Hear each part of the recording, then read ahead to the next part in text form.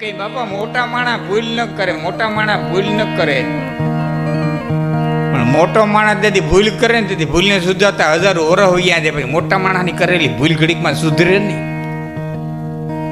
ઘણા એનો કહેતા અમે નાચનાસરની રજ છે. બાપા તમે રજ નથી, નાચનાસરની કપાઈ છું સૌ નાચની કે ભગવાનને બેહવા નથી દેતી.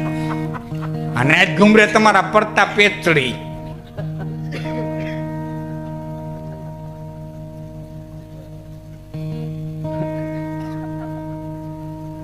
એક શેઠ જાત્રા ગયા હતા, કુતરાને ભેરો લઈ ગયા હતા. કારણ અહીં કોઈ હાથ એમ નહોતું, ભેરો લઈ ગયા હતા. જાત્રા કરીને આવ્યા પછી બીજા કુતરા ભેરાન થઈ ગયા. ભાઈ ખ્યાતધામની જાત્રા કરી એવો કેતો ખરો કેવું હતું હરદ્વાર, કેવું હતું ગોકુળ મથુરા. તે કુતરાએ કીધું બાપા મેં કાંઈ નથી જોયું. કે કેમ કે નાઈટ નડી, જ્યાં ઉતરું ત્યાં ભેરાન થઈ જાય. શેઠ પાછો નાખી દે ડેકીમાં. કોઈ ન નડે અને નાઈટ નડે. હા, આ જીવનો જન્મ થાય ને ત્યારે જીવમાં 4 પ્રકારના દંડ મુકાય.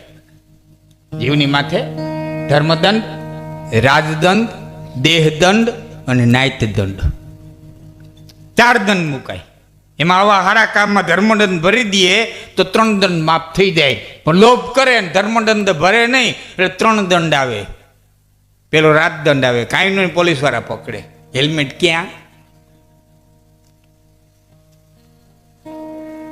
હા આપો. હા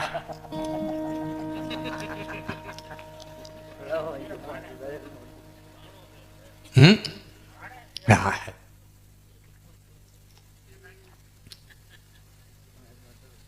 પેલો દંડ આવે એ રાજદંડ. રાજદંડમાં છટકો ને એટલે દેહદંડ આવે.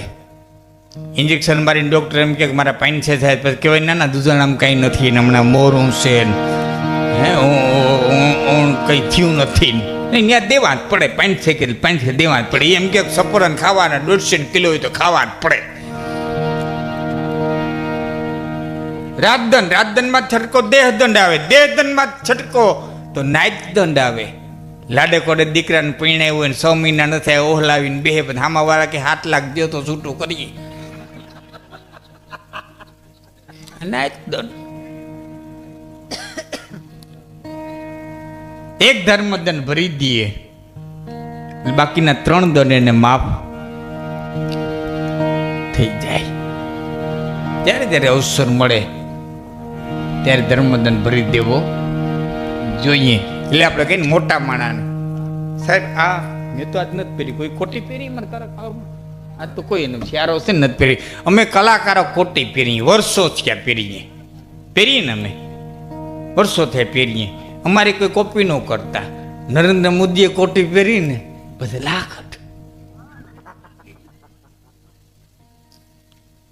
મેરુ બાપુ એમ કહેતા કે અટાણના રાજકારણી ને અટાણ, આ તો એ જમાનાની વાત છે કે અટાણના રાજકારણી અટાણના ફિલ્મના અભિનેતાઓ ખંભે રામસાગર નાખી અને દિલ્હીની બજારમાં નથી રખડતા, ને ઓખામાં રામસાગર વાળાઓના પાર ન હોત. કારણ કે મોટાનું અનુકરણ કરે છે. એટલે મારો કહેવાનો ભાવ છે મોટું નામ થયા છે તમારે બહુ જીવનની માલિકો સાવચેત રહેવું પડે. કારણ કૃષ્ણ બોલ્યા ગીતામાં યચ્ચત આચરતિ શ્રેષ્ઠ તતે વિતર્જના હસે પ્રમાણમ કુરુતે લોક તતનું વર્તતે. હે અર્જુન, મોટા માણસનું જે આચરણ હોય ને જોઈ પછી નાનો માણસ નાને પગલે હાલતો હોય. 5,500 વર્ષ પહેલા મહારાજા ધર્મ જુગાર રમીને વ્યા ગયા. એની માટે 5,500 વર્ષના ચોમાહા ગળથોલિયા ખાઈને વ્યા ગયા. છતાં મોટાની કરેલી ભૂલ આજની ઘડી સુધી સમાજ સુધારી નથી ગયો. હજી હાઈતમ આઈઠમ આવે એટલે મંડલા જમાવીને બેસી જાય.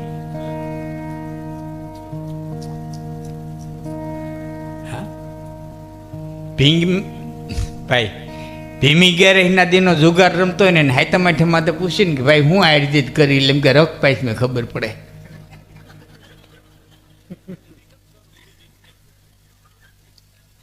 છેલ્લી બાજી રખ પાઈશ રાતે રમાઈ. કેવો અનુભવ બોલે. પાંચમની રાત પૂરી થાય અને છઠને સવારે ઉઠે ત્યાં ખબર પડે હું હાર્યા હું જીતા, એમ તમારી મારે જીવનની છેલ્લી બાજી રમાઈને ત્યાં ખબર પડે અહીં હું હાર્યા, હું જીતા. બાકી તો હારતી જ પાંચથી હારું પાંચથી નબળું, પાંચથી હારું પાંચથી નબળું આવી રાખે અને ગયું રાખે. બાકી જેને જીવનની બાજી જીતી છે, માફની ઘાણી નાખીને એમાં આપણે પેટી ગયા કરી દઈને માફ કરાવી દઈએ, કરી દઈને માફ કરી દઈએ. બાકી એને કીધું હોત કે માફ બાફ કરનારો કોઈ નથી. ભોગવા છે ને ભોગવવા પીડ્યા છે. કોને? કે જીવડો લીધેલો જેદી શ્રવણ કુમારનો, અંધો ને અંધી એની નજીરે તરે છે. દેવું રે કીધેલું જેદી,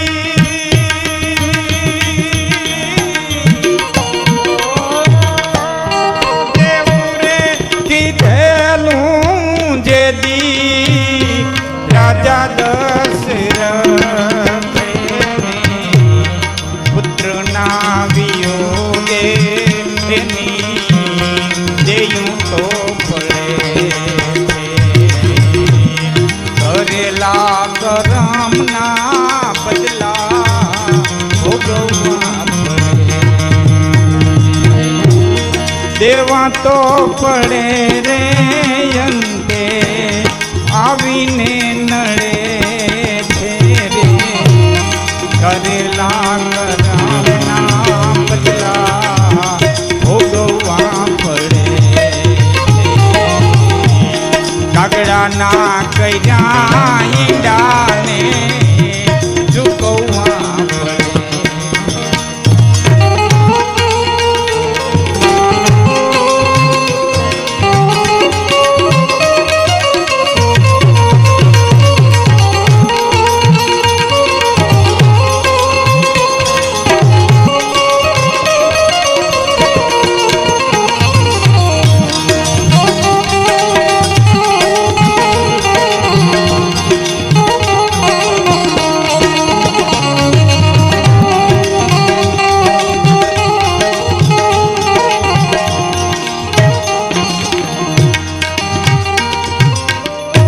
દેવા પડે, ભોગવવા પડે. કે તાનો જે હિસાબ રાખે એને દેવા પડે કે એ સ્વતંત્ર, એ કરે તેને દેવા પડે. તેને ક્યાંય દીધા ને દાખલો આવ્યો, દાખલો આપવો જ પડે. વામન રે થઈને વાલે બળી રાજા છે તીરો, વિચાર્યા વિનાનું વિઠ્ઠલ પગલા ભરે છે.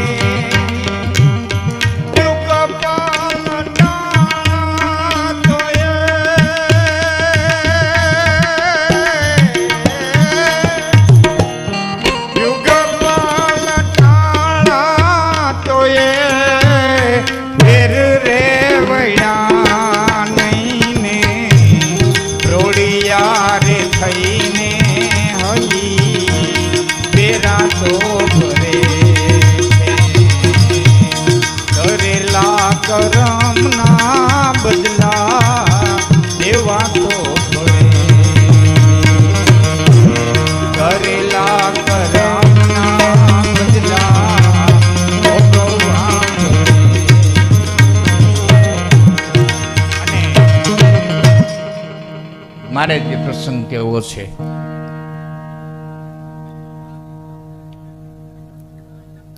એને માટેની આ છેલ્લી કડી, આ બધીની કડી, એના પર મારે એક પ્રસંગ કેવો છે. કે લાજ રે લૂંટાણી જેદી સતી દ્રૌપદીની,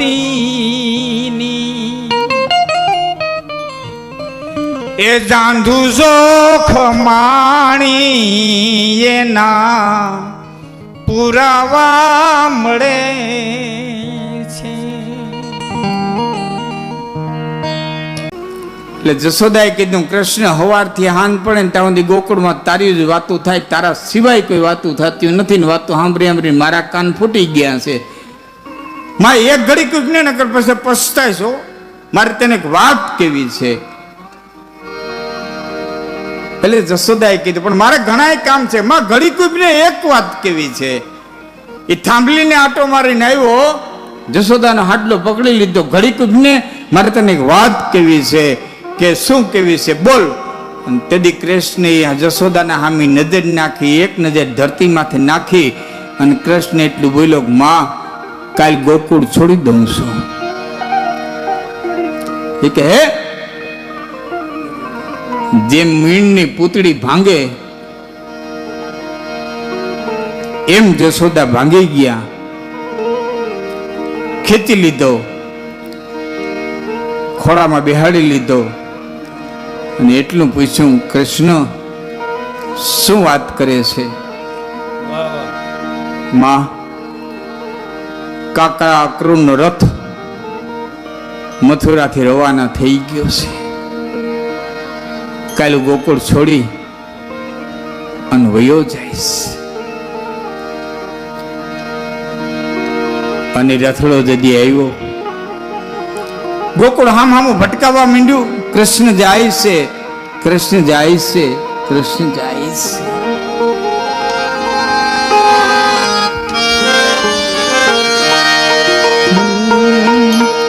કે